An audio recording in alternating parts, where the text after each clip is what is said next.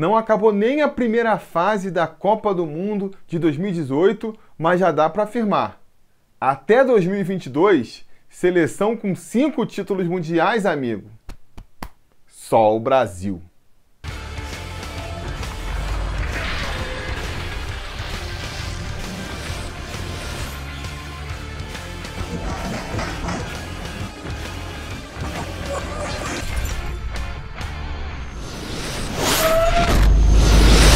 Fala, torcida brasileira, Felipe Tiru de volta na área para comentar mais uma rodada de Copa do Mundo, mais uma rodada louca. Essa Copa do Mundo aí tem aprontado das suas, ainda bem que o Brasil tem conseguido escapar aí, porque nessa quarta-feira foi para a equipe da Alemanha, desclassificada da Copa, caiu na primeira fase, última do seu grupo. Vamos começar então falando desse grupo F, jogou às 11 horas da manhã, né, para decidir os 2 classificados para as oitavas, um grupo que tinha as 4 seleções chegando na última rodada com chance de classificação ainda.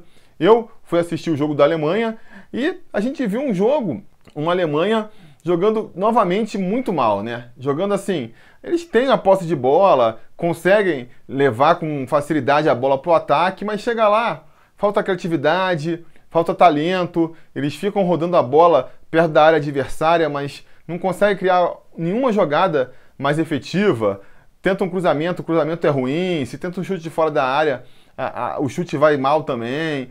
A Alemanha que a gente viu contra o México, a Alemanha que a gente viu contra a Suécia, fica se esperando, né, que a Alemanha vá voltar a ser a Alemanha de sempre. Todos esses jogos, as seleções tradicionais e campeões do mundo, a gente espera delas sempre o melhor, né? Sempre, por mais que estejam numa má fase, a gente espera que elas vão em algum momento se reerguer. Principalmente a Alemanha, que sempre foi uma equipe muito consistente. É a seleção mundial que mais vezes chegou em finais de Copa, estão sempre indo até lá as fases decisivas da competição. E então a gente fica esperando isso da Alemanha, mas dessa vez não deu. Pela primeira vez em 80 anos, desde 1938 que isso não acontecia, a Alemanha cai na fase de grupos da Copa. Uma maldição que se firmou agora aí, que vem se formando desde 94, que é a maldição dos campeões da Copa do Mundo, que é a seguinte, desde 94 isso, hein? Se você for campeão da Copa do Mundo, das duas uma, ou você é uma seleção europeia e aí vai ser eliminada da fase de grupos na competição seguinte, ou você é o Brasil e vai ser eliminado pelo Zidane na competição seguinte. Pode conferir aí que essa maldição tem rolado desde 94. Pois bem, baseado nisso, voltando aqui para o jogo então, baseado nisso tudo, esperava-se que a Alemanha, né, fosse em algum momento encontrar seu jogo, ainda mais contra a Coreia do Sul, que era claramente a seleção mais fraca do grupo aí. Mas não foi isso que a gente viu uma Alemanha muito burocrática em campo, com muita falta de criatividade, sem objetividade, mas no primeiro tempo ainda vai lá, porque como a Suécia também estava empatando com o México, o empate duplo aí estava classificando a Alemanha, então a situação estava assim, sob controle, né? Como o México vinha aí de uma vitória contra a Alemanha justamente, não fez uma partida muito boa contra a Coreia do Sul, mas conseguiu vencer a Coreia do Sul, se esperava que ela fosse conseguir vencer até da Suécia, ou no mínimo empatar com a Suécia. Então a Alemanha, empatando com a Coreia do Sul, estava com a situação sob controle, relativamente sob controle. Mas foi só voltar para o segundo tempo que o caldo começou a entornar. Logo ali no comecinho do segundo tempo, a Suécia abriu o placar no jogo contra o México. Pouco tempo depois, fez o segundo gol. E aí ficou claro para a Alemanha que ela ia ter que vencer o seu jogo. Ela passou a precisar vencer a partida para conseguir se classificar para as oitavas. Eventualmente, saiu até o terceiro gol da Suécia e a partir daí até os mexicanos começaram a assistir o jogo da Alemanha, porque eles já começaram a depender da Coreia para conseguirem se classificar para as oitavas, já que uma vitória da Alemanha desclassificaria justamente a seleção mexicana. Então todos os olhos se voltaram para a seleção alemã, que, ao contrário do que se esperava, não conseguiu pressionar, apertar a Coreia do Sul. A gente não viu a Alemanha próxima do gol, mesmo com toda essa pressão. Muito pelo contrário, a Alemanha foi para cima, mas continuou sem a criatividade,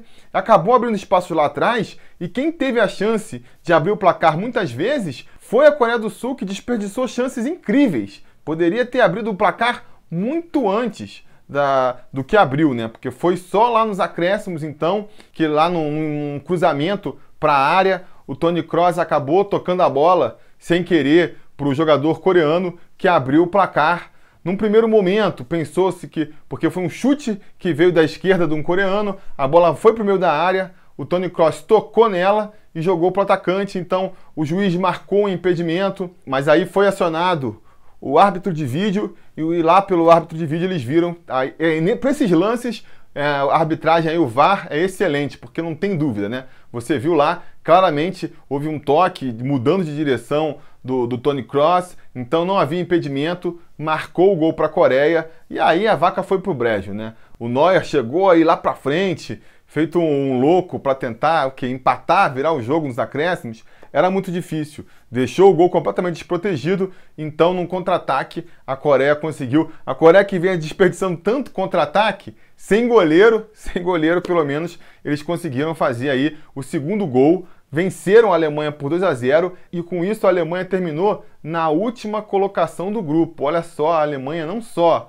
não passou para as oitavas de final, como sai dessa Copa do Mundo eliminada como última do grupo. Impressionante, impressionante. Fica no final desse grupo aí uma certa decepção. Achei frustrante. A Alemanha, foi patética o desempenho da Alemanha nessa Copa. Fiquei até triste. Queria que a Alemanha passasse, porque já via a Alemanha frágil.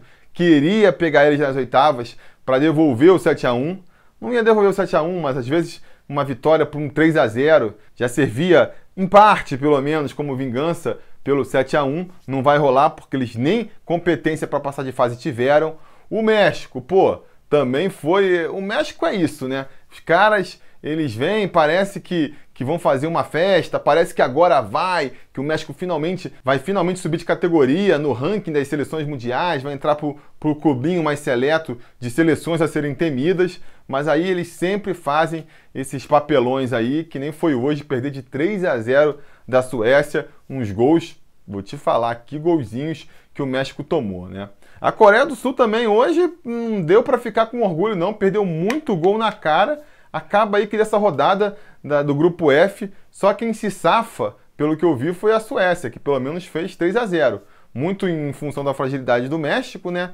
Mas ela não tem nada a ver com isso. Mas vamos passar então pro grupo E, o grupo do Brasil, né? Que entrou em campo com esse estigma aí da Copa das Zebras. Seleções tradicionais como a Itália e a Holanda nem chegaram à fase final da Copa, caíram nas eliminatórias, a Alemanha sendo eliminada, a Argentina penando para passar de fase, e o Brasil chegando aí pela primeira vez em muito tempo numa fase final, podendo ser eliminado, jogando contra a Sérvia, que não é uma equipe desprezível. Então o Brasil entrou com essa tensão em campo nessa quarta-feira, mas logo no começo da partida deu para ver que a coisa estava sob controle, o Brasil começou muito bem a partida, né, controlando as chances de ataque, criando oportunidade lá na frente. Teve um momento ali com 10 minutos de jogo, o Marcelo saiu contundido, uma dor nas costas parece, mas nem isso chegou a preocupar, porque o Felipe Luiz entrou bem na partida também, jogando até melhor do que o Marcelo jogou nas últimas partidas, né?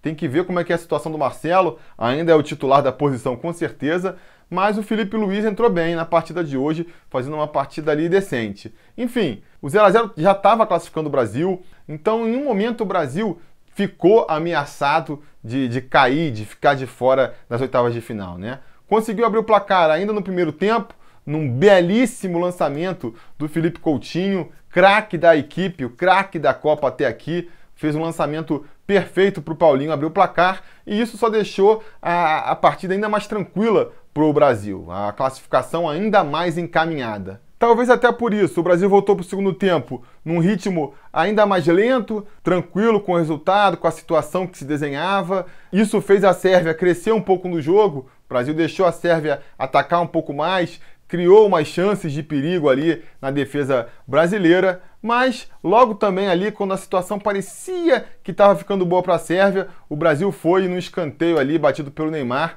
o Thiago Silva fez 2-0 e jogou um balde de água fria na seleção sérvia e o Brasil voltou a dominar as ações do jogo. A questão mesmo da disputa, da liderança do grupo, que eu acho que nem foi uma questão tão importante assim, não foi algo que deixou ninguém muito preocupado. Com a eliminação da Alemanha, não tinha nenhum bicho-papão do outro lado para o Brasil querer escapar. Então não tinha essa briga pela primeira posição, é mais pela tradição, né? O Brasil, ele tem que se classificar para as oitavas, ele tem que se classificar em primeiro. É isso o que a camisa e a tradição do Brasil pede. Mas essa disputa nem teve, porque o Brasil abriu logo o placar em 1-0, a Suíça também abriu o placar por 1-0 no outro jogo da chave, e os resultados iguais classificavam o Brasil, que estava com um saldo melhor. E logo depois o Brasil abriu 2 e a Suíça, por outro lado, deixou a Costa Rica empatar. Acabou que Suíça e Costa Rica empataram em 2-2, então nem essa discussão teve.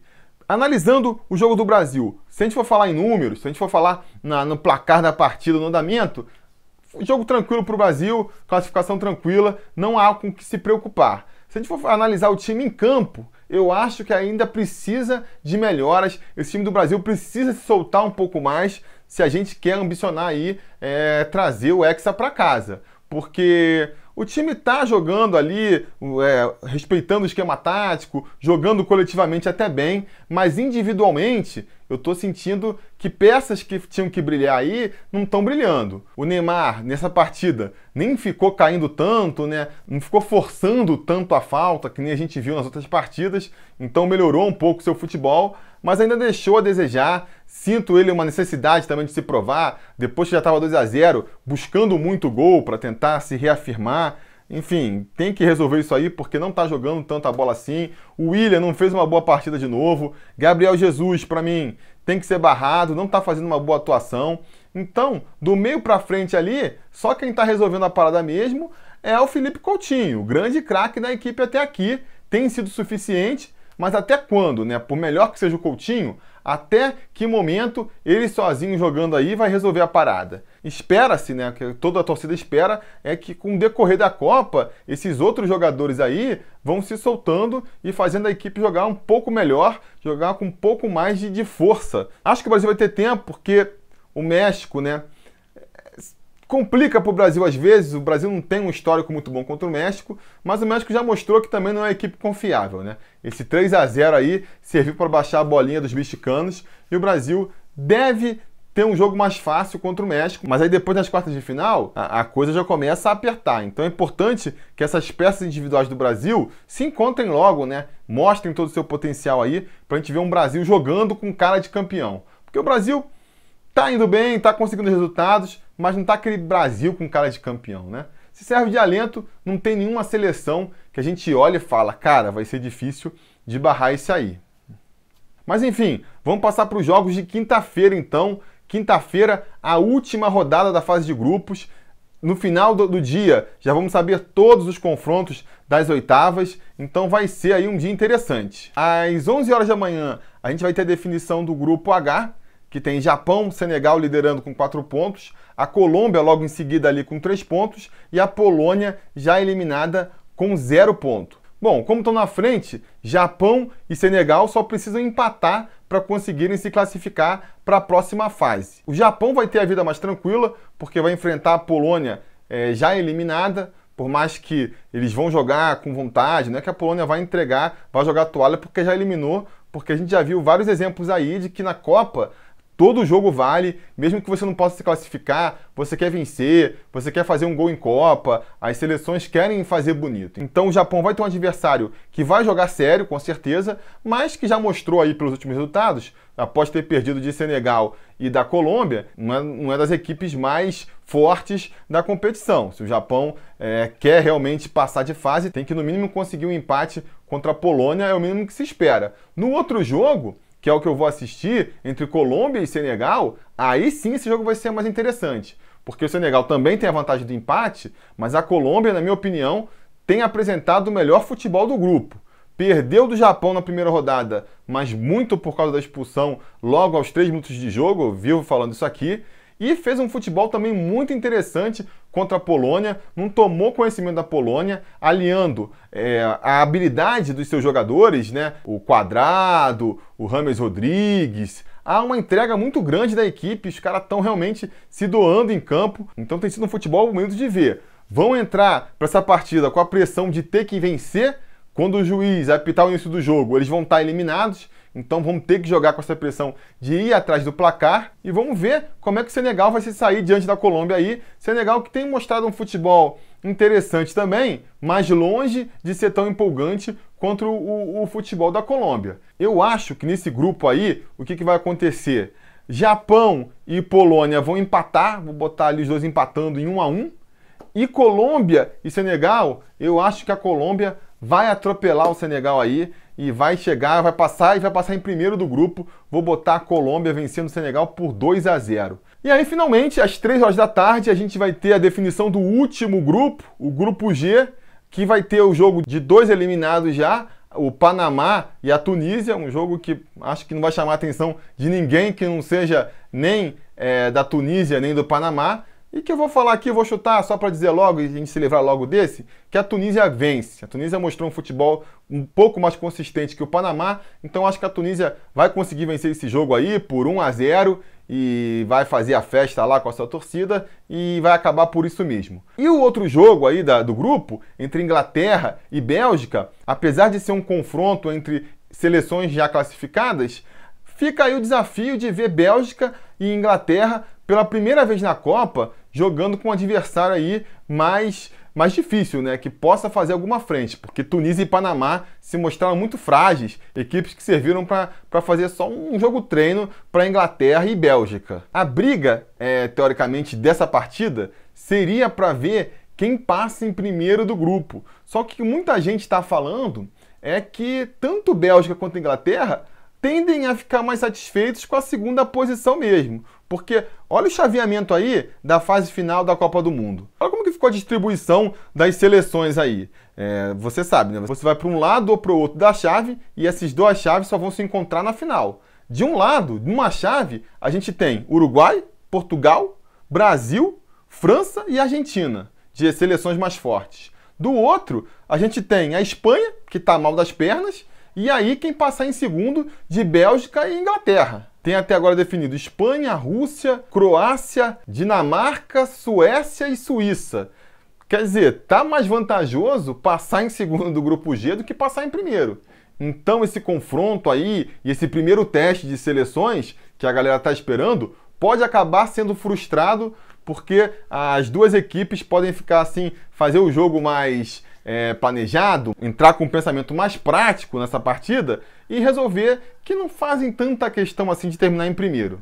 Com isso, eu acho que a gente vai ter uma partida bem devagar, muito provavelmente as duas seleções escalando times mistos, quiçá até completamente reservas. E nisso tudo, eu acho que a Inglaterra, que quer mais se provar, que está mais num processo aí de renovação, vai acabar desconsiderando tudo isso que eu falei aqui e resolver vencer, porque né, é mais um ponto para eles, passa em primeiro, ganha uma moral com a torcida em casa. Então, apesar de eu apostar até mais na Bélgica, indo mais longe na competição, quem sabe chegando até na final da Copa, eu acho que nesse jogo aqui especificamente, quem vai vencer vai ser a Inglaterra. Se não for um empate em 0-0, daqueles que ninguém quer vencer, quem vai vencer é a Inglaterra. Vou apostar aqui na Inglaterra vencendo por 1-0 e vou dizer até quem faz o gol, Harry Kane. O cara vai querer, no mínimo, se fazer artilheiro aí da Copa do Mundo. Beleza, galera? Então diga nos comentários o que vocês acharam da eliminação da Alemanha,